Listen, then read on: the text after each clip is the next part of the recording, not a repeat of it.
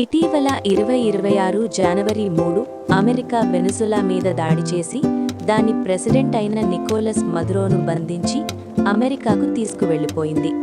అసలు America president Donald Trump ఎందుకు వెనుజులా ప్రెసిడెంట్ని తీసుకొచ్చాడు? వీళ్ళిద్దరికీ మధ్య ఏం జరిగిందో చూసేద్దాం రండి. నమస్కారం ఫ్రెండ్స్, నా పేరు కృష్ణ. మన ఛానల్కి స్వాగతం. 2026 జనవరి 3న యునైటెడ్ స్టేట్స్ ఆఫ్ అమెరికా ప్రభుత్వం ఆపరేషన్ అబ్సల్యూట్ రిజాల్వ్ అనే పేరుతో వెనిజువెలాపై సూటిగా సైనిక దాడులు ప్రారంభించింది. యుఎస్ దళాలు వెనిజువెలా రాజధాని అయిన కారాకాస్లో విద్యుత్ సరఫరాను నిలిపివేశామని ట్రంప్ అన్నారు. కానీ వారు దీన్ని ఎలా చేశారో అస్పష్టంగా ఉంది.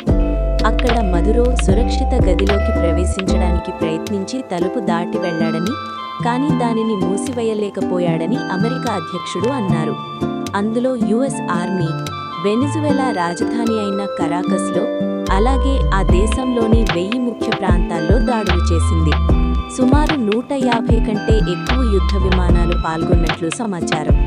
ఈ దాడులు సుమారు రాత్రి 2 గంటలకు మొదలై అరగంటలో జరిగాయి. ఆపరేషన్ సమయంలో కారాగాస్ వంటి ప్రాంతాల్లో ఎన్నో కాల్పులు జరిగాయి. అధికారిక అంచనాల ప్రకారం సుమారు 80 మందికి పైగా అధికారులు లేదా పౌరులు చిన్నా పెద్దగా మరణించారు. ఈ దాడులు ఎందుకో, ఇంతకీ అమెరికా ఎందుకు మదురోను ఎత్తుకొచ్చిందో తెలుసుకుందాం రండి. అమెరికా ప్రభుత్వం నికోలస్ మాదురోను కొకెయిన్ ట్రాఫికింగ్ మరియు నార్కో టెర్రరిజం చట్టాలపై కేసుల కారణంగా ఎత్తుకొచ్చింది. వెనిజువేలా అధ్యక్షుడు నికోలస్ మాదురో మరియు ఆయన భార్య సిలియా ఫ్లోరెస్ను అమెరికా ప్రత్యేక సేనల బలంతో అక్కడి నుండి తీసుకుని యునైటెడ్ స్టేట్స్కు తరలించారు. ఈ సమయంలో వారు బందీగా న్యూయార్క్లోని కోర్టు ముందుకు వచ్చారు. అమెరికా ఏమి చెబుతోంది అంటే, మదురో సర్కారు కొకైన్ ట్రాఫిక్, ఆయుధాలు, నార్కో టెర్రరిజంలో ప్రముఖంగా ఉన్నదని అంటున్నారు. అంతర్జాతీయ నేరాలపై అమెరికాలో తీర్పు ఇవ్వాలన్న కారణంతో తీసుకొచ్చారు. అక్కడ నికోలస్ మదురో లేకపోవడంతో అక్కడ ప్రజలు రోడ్ల మీదకు వచ్చి అల్లర్లు చేస్తున్నారు. వైస్ ప్రెసిడెంట్ అయిన డెల్సీ రాడ్రిగెజ్ను తాత్కాలిక అధ్యక్షురాలిగా ప్రకటించారు. కానీ ఆ దేశంలో రాజకీయ ఉద్రిక్తత, ఆందోళన ఇంకా కొనసాగుతోంది. రిపోర్ట్స్ ప్రకారం వెనిజువెలా డ్రగ్స్ తయారు చేస్తోందా లేదా చూద్దాం.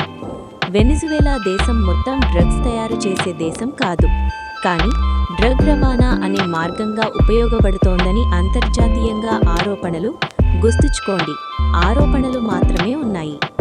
నార్కో టెర్రరిజం అన్నది అమెరికా చేసిన ఆరోపణ. అది ఇంకా కోర్టులో పూర్తిగా నిరూపితమైన నిజం కాదు. ప్రపంచంలో ఎక్కువగా కొకైన్ ఉత్పత్తి అయ్యే దేశం కొలంబియా. అయితే ఈ డ్రగ్స్ కొలంబియా నుండి వెనిజువెలాకు, వెనిజువెలా నుండి కరీబియన్కి, కరీబియన్ నుండి యుఎస్ఏ లేదా యూరప్కి. ఈ మార్గం డ్రగ్ స్మగ్లింగ్కు సులభంగా ఉంటుంది. అందుకే వెనిజువెలాను డ్రగ్ ట్రాన్సిట్ రూట్ అంటే రవాణా మార్గం అంటారు. నార్కో టెర్రరిజం అంటే డ్రగ్ మాఫియా, ఆయుధాలు, తిరుగుబాటు గ్రూపులు ఇవన్నీ కలిసి పనిచేయడం. కానీ ఇది ఒక ఆరోపణ మాత్రమే. ఇది అంతర్జాతీయ కోర్టు లేదా యుఎన్ దీనిని అధికారికంగా నిర్ధారించలేదు.